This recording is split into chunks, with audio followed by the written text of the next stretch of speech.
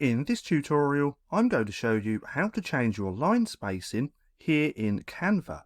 Now I already have this open just here, and now let me show you how to do this because this is extremely easy to do.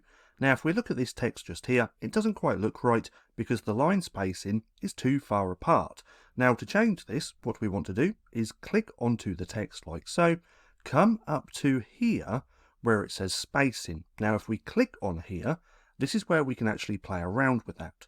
So we can actually change the value just here to what we want, or we can use this slide bar and slide it down or up. Now that would be way too close together, so we'd want it round about here in the center. So let's put it there like so. Now we do have another option with anchor text box. So right now this is on the bottom. So if we adjust this line spacing again, or should I say this is from the top, so if we adjust this again we can see it's changing from the top, but if we click on this middle one we can do it from the center.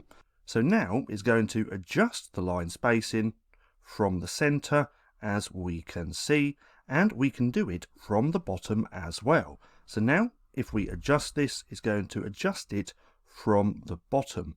Now we do also have the option with letter spacing as well, where we can play around with that like so by adjusting the bar. But that's just how easy it is to change line spacing here in Canva.